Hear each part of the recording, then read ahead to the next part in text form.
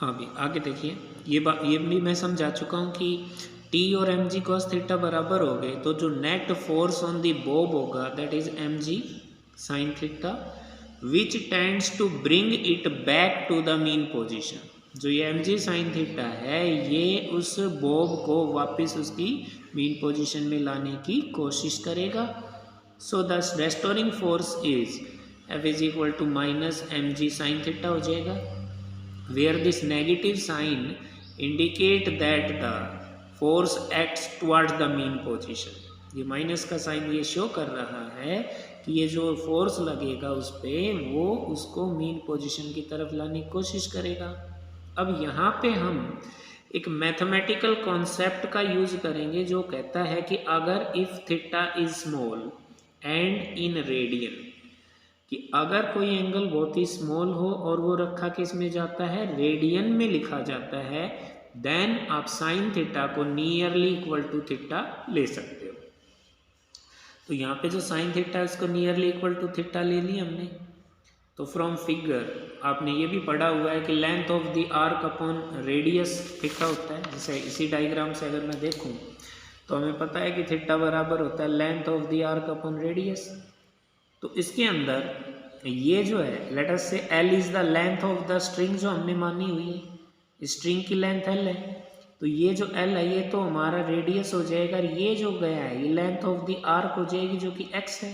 तो यहाँ से थीटा हमारा जो होगा वो लेंथ ऑफ द आर्क तो एक्स हो गया और रेडियस हो गई एल। तो थीटा किसके बराबर लिखा जा सकता है, जो बता रहा था मैं, F is equal to minus M G, और इसको नियरली इक्वल टू थीटा लिख सकते हैं, और f is equal to minus M G, X की जगह सॉरी थीटा की जगह आप x अपॉन एल लिख सकते हैं।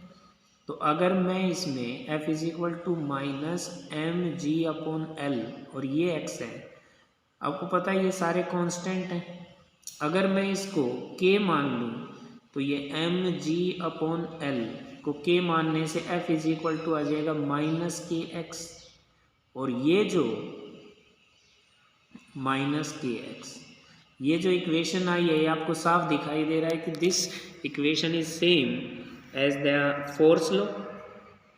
जो सिंपल हार्मोनिक मोशन का फोर्स लॉ है वही इक्वेशन आ चुकी है आपके पास। हाँ, इसमें के की वैल्यू ये है, तो हम जानते हैं कि अगर कोई भी पार्टिकल सिंपल हार्मोनिक मोशन में हो तो उसके टाइम पीरियड का फार्मूला होता है 2π√m/k। तो इसमें time period of simple pendulum हमने ये समझा दिया कि बॉब को जब हम स्लाइटली डिस्प्लेस करके छोड़ते हैं तो वो कैसे मोशन करेगा, सिंपल हार्मोनिक मोशन। तो हम जानना चाहते हैं कि वो अपनी एक ऑसिलेशन पूरा करने में कितना टाइम लेगा, टाइम पीरियड का फार्मूला, तो उसका फार्मूला है t is equal to 2πm/k। तो इसमें वैल्यू रख दो, 2π तो है ही, √m/k की जगह आपका वो जो mg/l है, तो m से m कैंसिल हो जाएगा, तो t is equal to 2π√L/g। तो इस तरह से हमारे पास time period of simple pendulum का फार्मूला आ चुका है। यहाँ से साफ दिखाई दे रहा है कि जो time period of simple pendulum है वो डिपेंड करता है एक तो लेंथ ऑफ द स्ट्रिंग पे और एक एक्सेलरेशन ड्यू टू ग्रेविटी पे।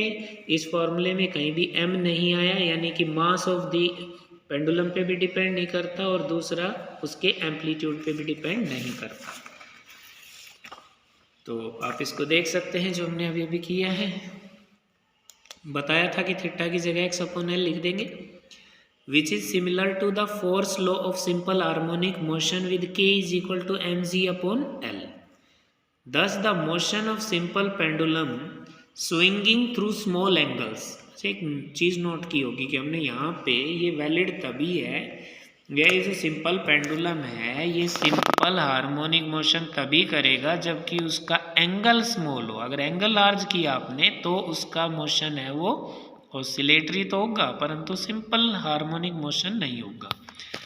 तो हमने थीटा साइन थीटा को nearly equal to theta small पे ले सकते हैं ना, इसलिए आप कह सकते हैं कि simple pendulum execute simple harmonic motion only for small displacement. Time period of simple pendulum is given by t is equal to, ये मैंने समझा दिया कैसे आया आपका, तो t आ गया 2π√L/g। एक चीज़ मैं आपको बता दूं कि कई बार बच्चे सोचते हैं जी कितना स्मॉल, हम कह तो देते हैं कि भी स्मॉल एंगल लेने से आप बराबर ले सकते हो, तो कितना स्मॉल उसके लिए आपको नोट्स में मिलेगा, ये मैंने लिखा हुआ है यहाँ पे कि अगर एंगल 20 डिग्री है तो उस केस में साइन थीटा को नियरली इक्वल टू थीटा लेते हो तो जो एरर हो केवल 2% एरर होती है। अगर एंगल 50 डिग्री का आपके पास है, याद रखें कि वो एक्सप्रेस होना चाहिए रेडियन में ही, डिग्री में नहीं, क्योंकि साइन की वैल्यू 1 से बड़ी तो हो ही नहीं सकती।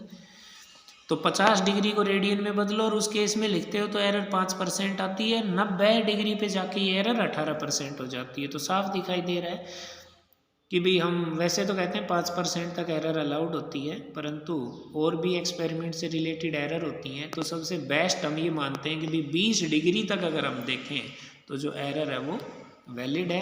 यानी कि सिंपल पेंडुलम में अगर 20 डिग्री एंगल तक आप उसको डिस्प्लेस करके ऑसिलेशन कराते हो तो वो सिंपल हार्मोनिक मोशन के बहुत ज़्यादा क्लोज मोशन होगा। ठीक है, लास्ट में अब हम इनके रिजल्ट डिस्कस करते हैं कि जो time period of simple pendulum है आपको दिखाई दे रहा है। Time period of simple pendulum for small theta is independent of mass of the Bob and amplitude. Small angle से डिस्प्लेस करोगे तो सिंपल पेंडुलम का जो टाइम पीरियड है वो ना तो मास ऑफ द बोब पे डिपेंड करता है और ना ही उसके एम्पलीट्यूड पे। टाइम पीरियड लेंथ के डायरेक्टली प्रोपोर्शनल है अंडरूट के, और टाइम पीरियड है वो जी, स्मॉल जी की वैल्यू के भी अंडरूट के इन्वर्सली प्रोपोर्शनल है। तो ये कहता है कि टी इंक्रीज होगा अगर आप length of the pendulum increase करेंगे, टी इंक्रीज होगा अगर आप जी की वैल्यू को डिक्रीज करोगे। तो आप लोगों ने जैसे पढ़ा हुआ है कि जब हम इक्वेटर पे वैल्यू जी की मिनिमम होती है और पोल पे मैक्सिमम, तो उसी हिसाब से आपसे सवाल भी पूछ सकते हैं भाई कि बताओ पेंडुलम का टाइम पीरियड कहाँ कम या ज़्यादा होगा, पोल पे या इक्वेटर पे।